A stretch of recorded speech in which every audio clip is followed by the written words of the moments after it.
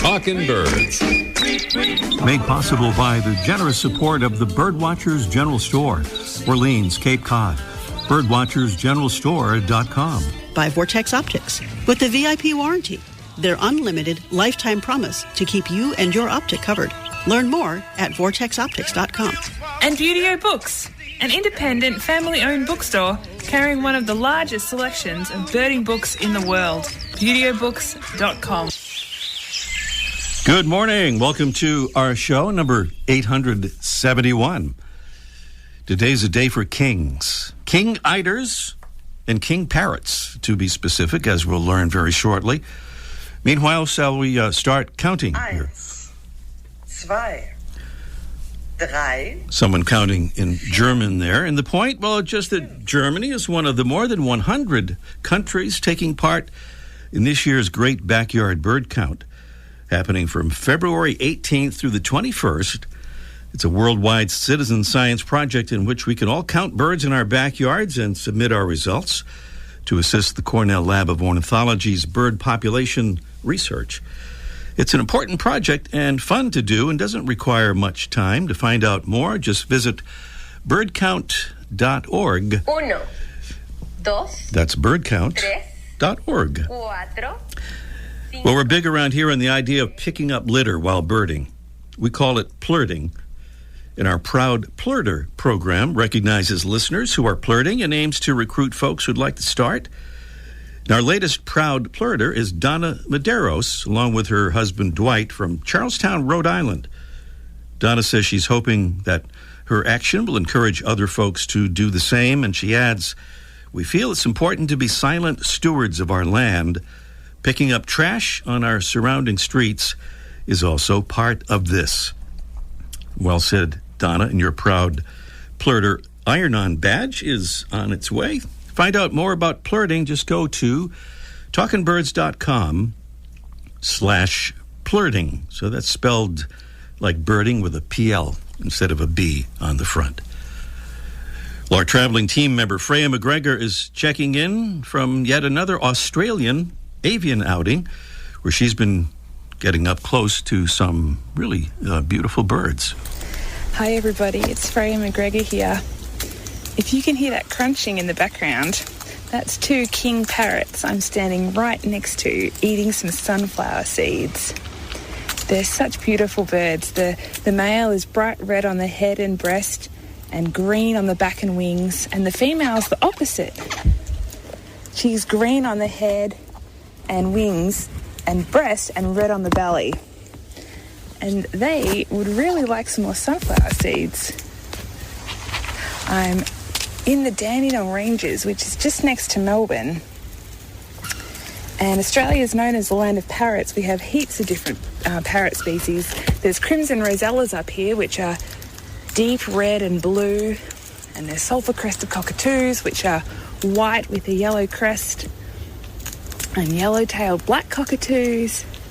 But these king parrots seem to know that if they show up and make cute little noises, they'll get fed some sunflower seeds.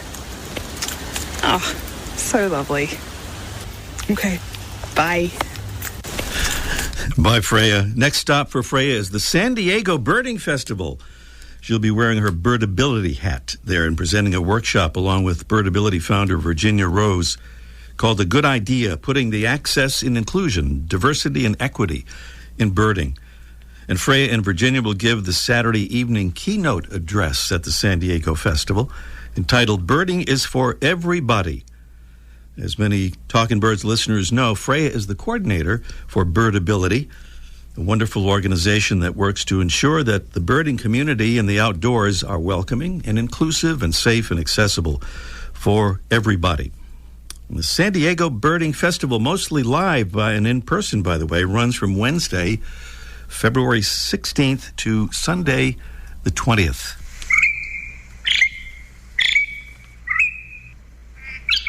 That, as you may have guessed, is the sound of our mystery bird. This is a preview of our contest. Coming later in the show, we gave you the clues now, so you'll be ready to call in, maybe really quickly when we actually do the contest. That way we actually have time for the contest. We get kind of squished at the end of the show here, so we urge you to call early in the process when we give the signal in just a bit. Our mystery bird is a stocky, large-headed, mostly gray and white songbird with a black mask and a thick hooked bill. Our bird is seen in winter over most of the northern half of the U.S., breeding in northern Canada and Alaska. Our bird eats mostly insects, but will also take small birds and mammals, often impaling them on a thorn or barbed wire spike. That's a pretty strong clue there. Wonderful prizes include a 12-ounce bag of delicious shade-grown birds and beans coffee, certified by the Smithsonian Migratory Bird Center as bird-friendly. The Smithsonian provides the gold standard for that bird-friendly certification. And the original iconic classic bird feeder for sunflower seeds from Joel Yankees, makers of the world's best bird feeders. Prizes there on our Mystery Bird contest coming along in just a little bit this morning.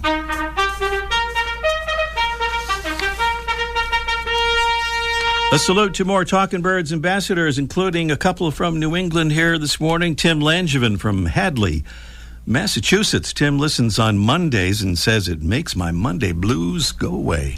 That is so nice. Thank you, Tim. And thank you to Donna Medeiros from Charlestown, Rhode Island. If her name sounds familiar, we just mentioned her as one of our new proud plurters. And she's now an ambassador as well. She says her husband's been a birder for a long time. He's more adept than I am, but I'll keep trying, checking out those feeder birds and going on hikes. Thank you so much, Donna. Well, Talkin' Birds listeners, we're on a quest. We've set a goal of growing our ambassadors family to 700 members by the end of February. So we're urging listeners to join up.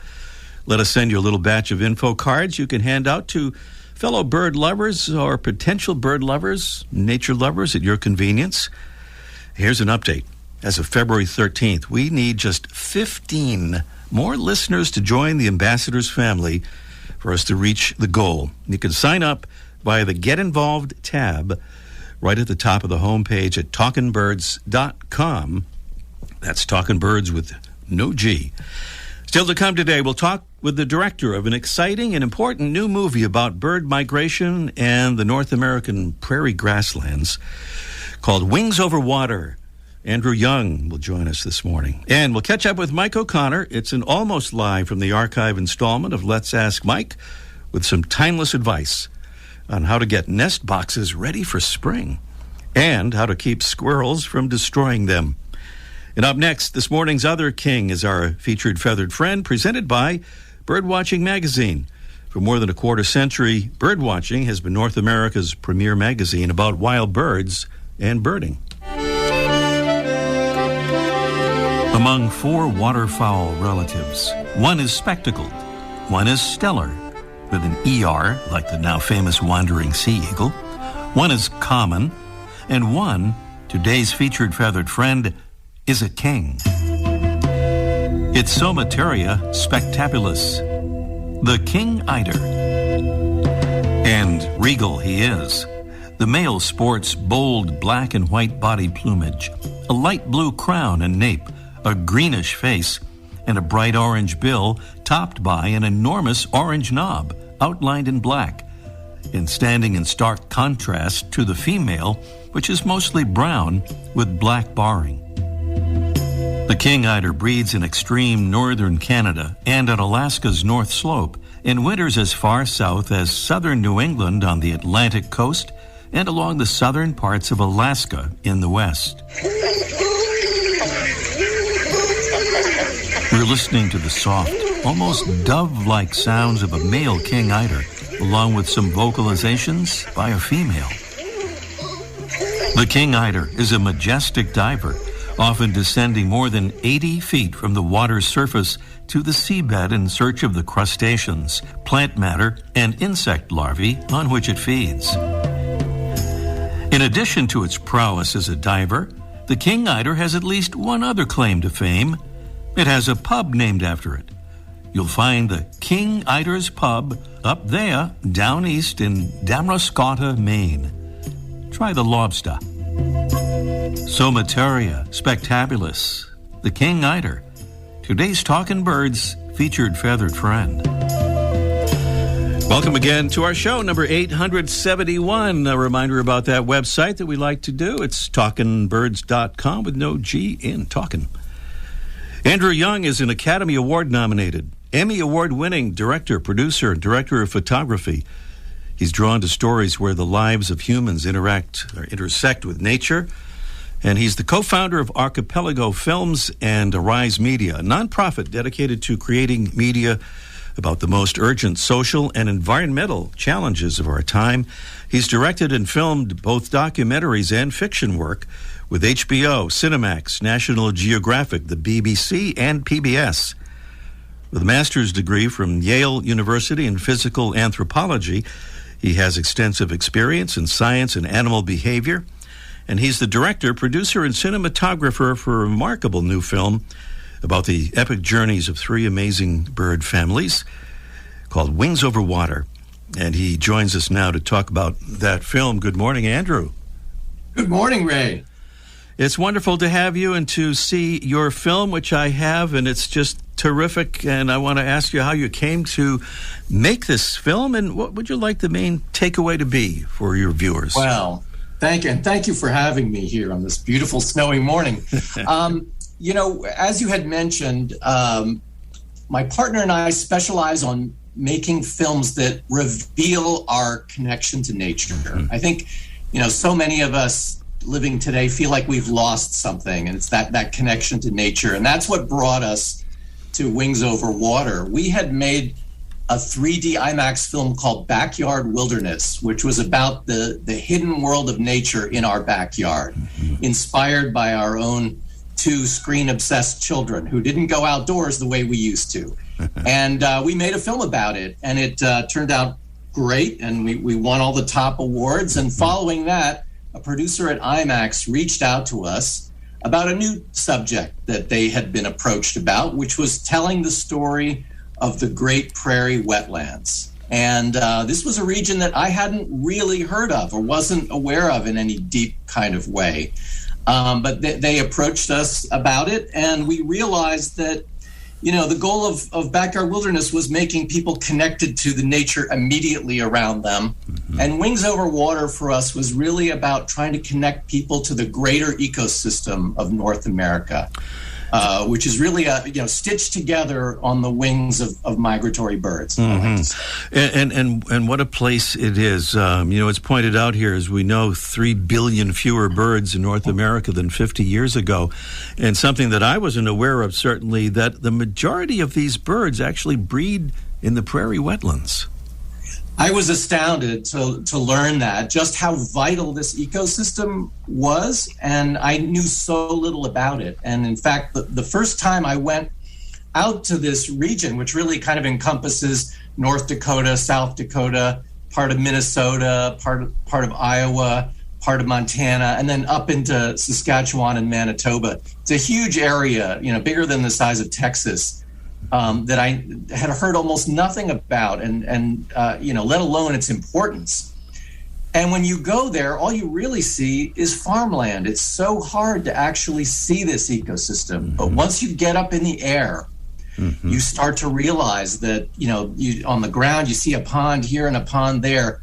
From satellite view, you realize that this is a mosaic of millions of ponds. And it's astounding to find out how unique each one is.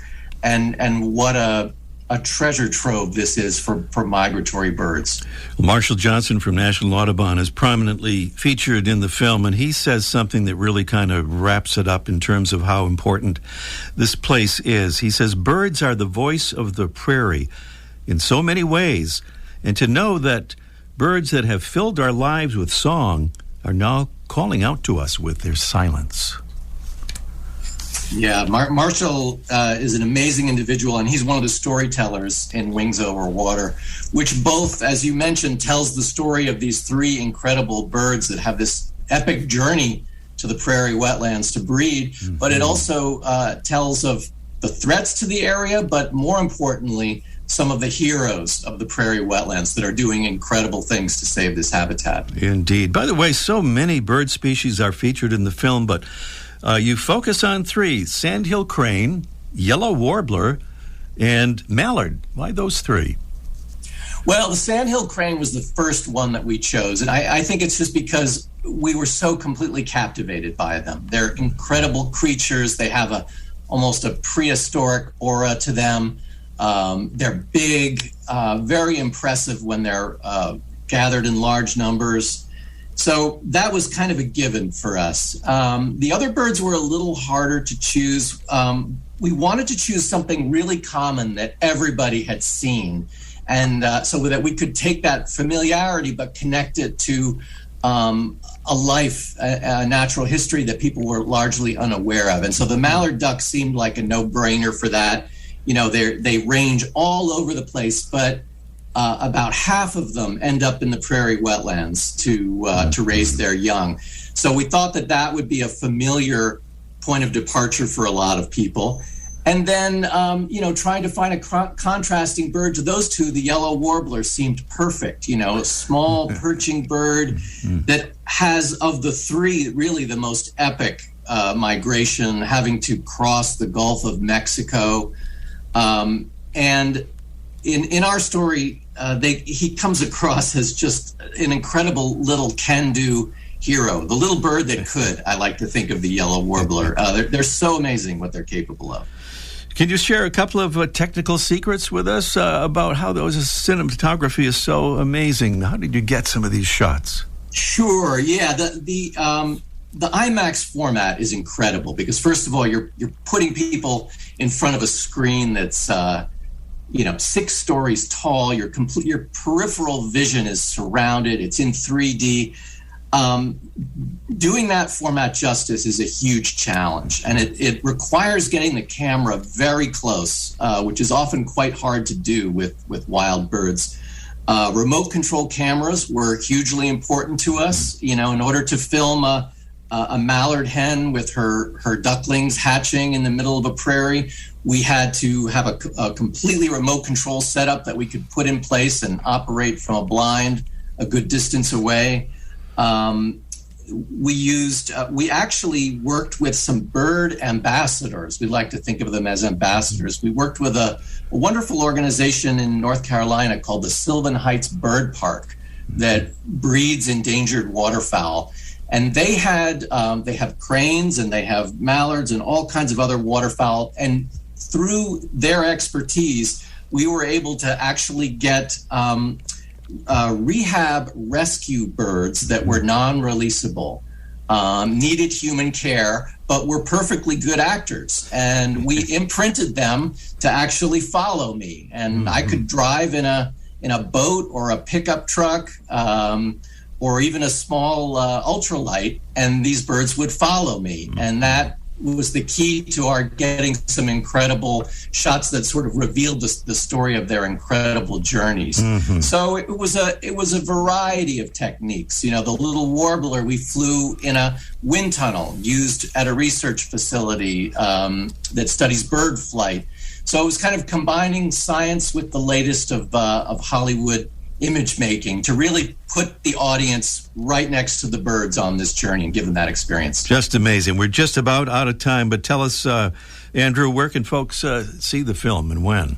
So the film is just starting to open around the country. It will be around in theaters probably for the next couple of years. It's opening in New York at the Museum of Natural History in March.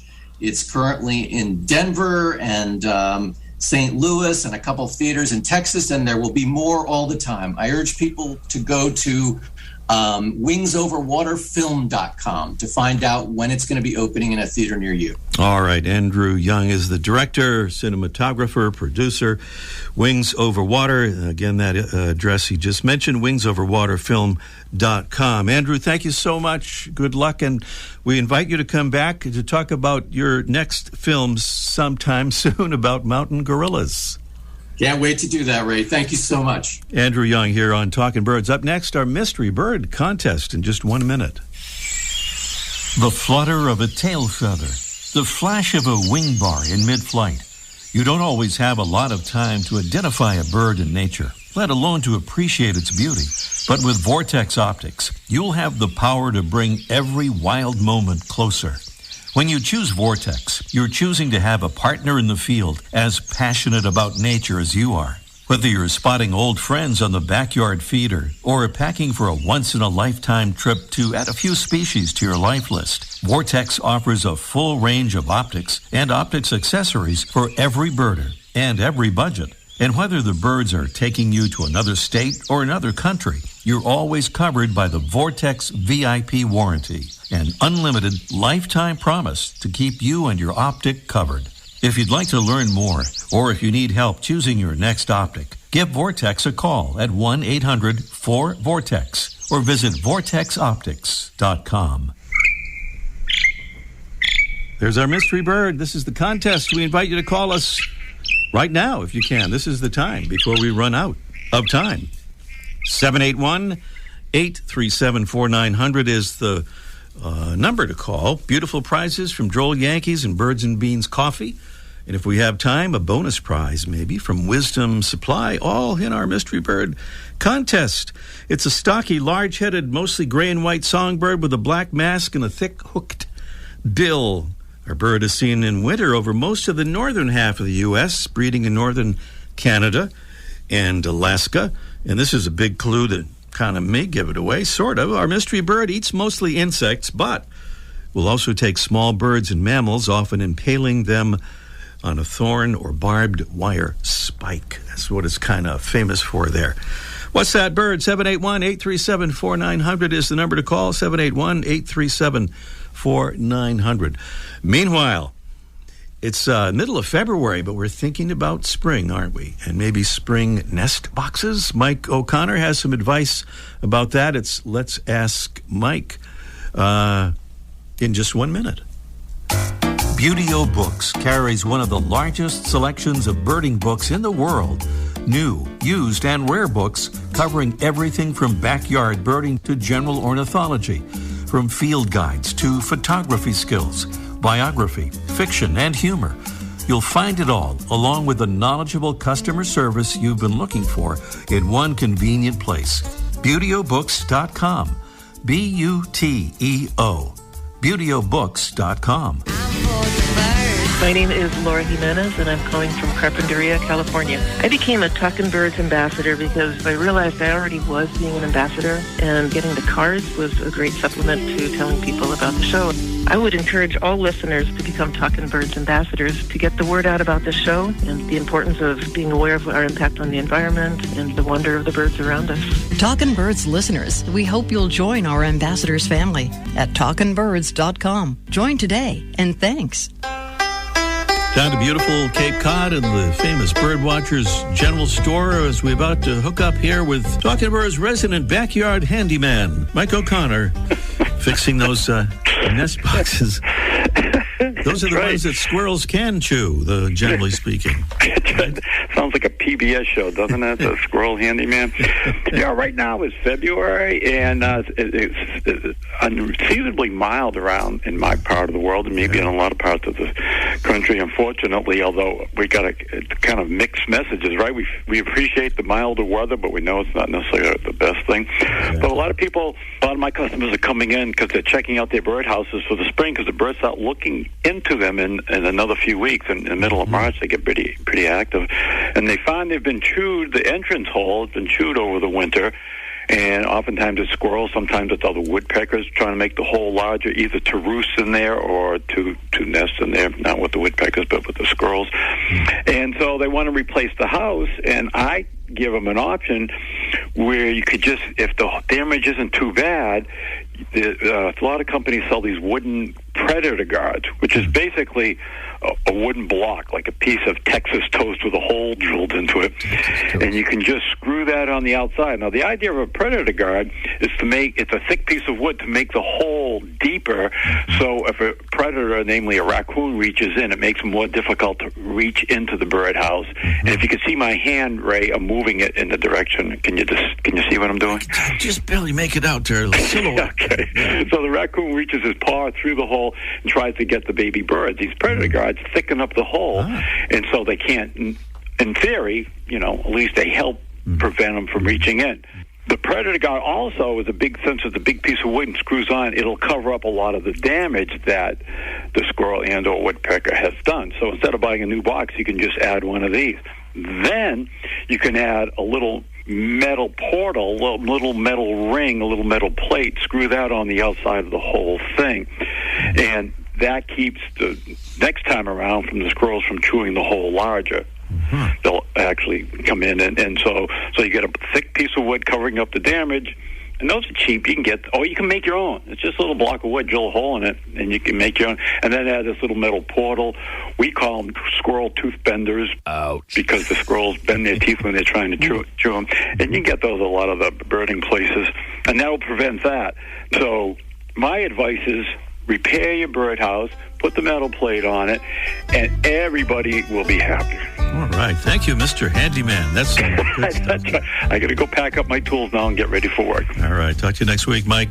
Okay, sounds good. Mike O'Connor at the Birdwatchers General Store. We're back to the Mystery Bird Contest right after this. Every Wednesday, Birdwatching Magazine sends an e-newsletter full of information of interest to birdwatchers, including recent news stories about birds, conservation, and science, photography tips, stories about places to go birding, bird ID tips, and much more. Best of all, the newsletter is free. Sign up today at birdwatchingdaily.com/newsletter.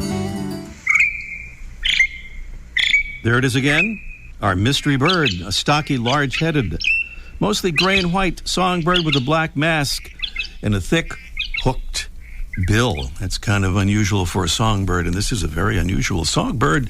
What is it? 781-837-4900 is the number, and John is in Pembroke, Massachusetts. Good morning, John. Good morning, Raven Ray Brown. How are you doing? Raven, hey, I like that. I'll use that later. I like that, too. I'm glad Mike spoke about the wood duck boxes, because we go down the Indian Head River and the North River down here in Pembrokean Town, and we see them, and we don't know what they are, but now we do. Now we do. All right. He served another purpose there. Well, what do you think? We knew what they were. Okay, I'm going to guess. You want me to guess? Sure. Okay, I'm going to say northern shrike. Wow, that is a pretty good guess. That was a very good. In fact, did I mention that is correct? Yes. Nice job. That goes credit to Deb Campbell. Thank you, Deb Campbell. All right. You're welcome, Ray. Well, both of you, please stay on the line, and we'll arrange to send you those nice prizes. And we will. And the birds say hi. All right, and say hi back for us. I will. All right.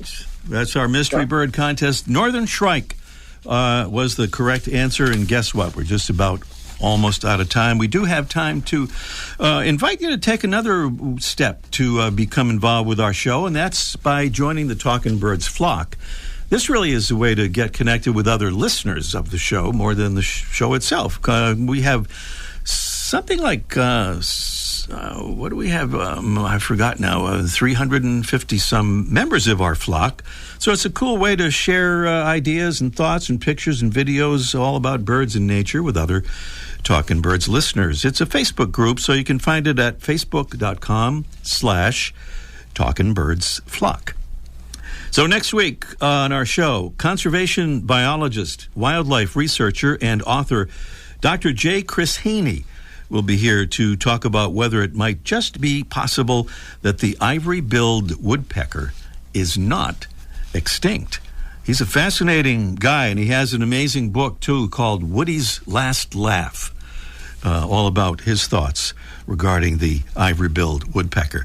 That's on our show here next week. Thanks to our amazing Talkin' Birds team, senior producer Debbie Bleacher, outreach coordinator Freya McGregor, special assistant Audrey Stack, and our producing engineer Jesse Wilkins. I'm Ray Brown. See you next week. The Bird Show. I like that. Ray Brown's Talkin' Birds. Made possible by the generous support of the Birdwatchers General Store, Orleans, Cape Cod. Birdwatchersgeneralstore.com. By Vortex Optics. With the VIP warranty, their unlimited lifetime promise to keep you and your optic covered. Learn more at vortexoptics.com. And Buteo Books, an independent family-owned bookstore carrying one of the largest selections of birding books in the world. ButeoBooks.com.